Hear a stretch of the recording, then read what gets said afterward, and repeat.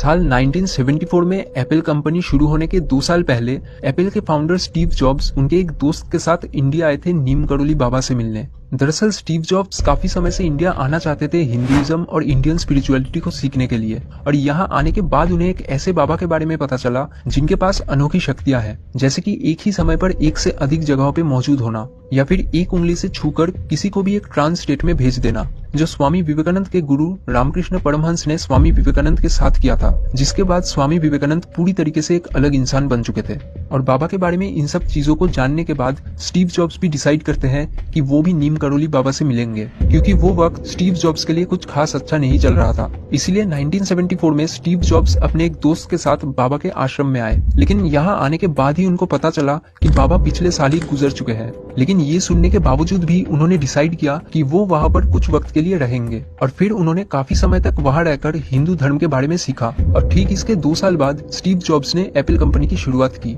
नीम करोली बाबा के भक्तों की लिस्ट बहुत ही बड़ी है। स्टीव जॉब्स, मार्क जुकरबर्ग जैसे बिजनेसमैन से लेके हॉलीवुड बॉलीवुड स्टार्स तक, और ये सब कुछ आपने दूसरे वीडियोस में ऑलरेडी सुना ही होगा। इसलिए इस वीडियो में नीम करोली बाबा के बारे में कुछ ऐसी बातें बताऊंगा जो आपने शायद पहले कभी सुना नहीं होगा, जैसे कि क्यों उन्हें हनुमान जी का अवतार माना जाता था, कैसे वो एक बार एक ही वक्त पे 2 शहरों में दिखाई दिए थे, और एक मंत्र जो वो अपने हर एक करीबी शिष्यों को देते थे ताकि उनके जिंदगी में भी अच्छे वक्त की शुरुआत हो सके।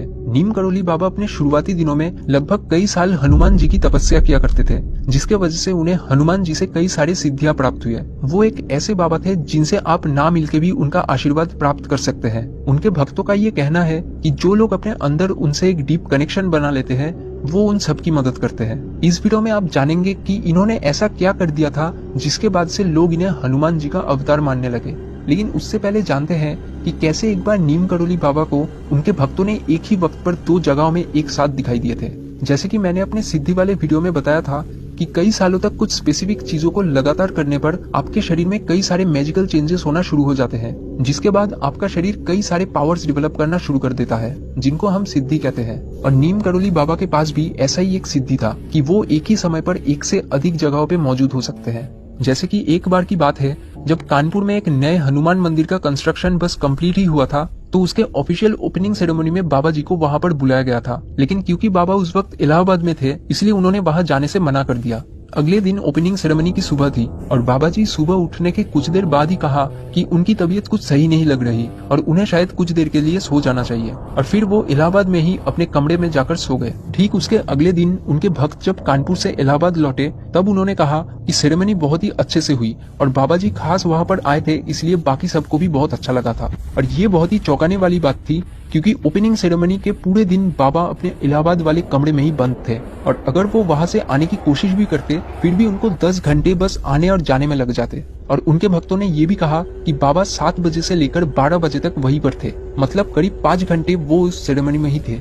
अब अगली कहानी से आपको पता चलेगा कि क्यों लोग उन्हें हनुमान जी का अवतार मानते थे। उन्होंने ऐसा क्या कर दिया था जिसके बाद से लोग उन्हें हनुमान जी का अवतार मानने लगे। दरअसल एक बार बाबा जी अपने आश्रम में बैठे थे, तभी उन्होंने अपने एक शिष्य से रामायण का एक वर्स पढ़ने को कहा। उनके कहने पर उनके शिष्य ने रामायण से अशोक वाटिका वाला वर्स पढ़ना शुरू ही किया था, तभी नीम करोली बाबा वो पूरा सीन ऐसे बताने लगे जैसे वो खुद त्रेता युग में अशोक वाटिका पर गए थे और उन्होंने वो सब कुछ अपने ही आंखों से देखा हुआ है। वो पूरे डिटेल्स में एक के बाद एक सीन बताते गए और फिर वो बोलते बोलते ही रो पड़े, जिसके बाद से उन्हें लोग हनुमान जी का अवतार मानने लगे।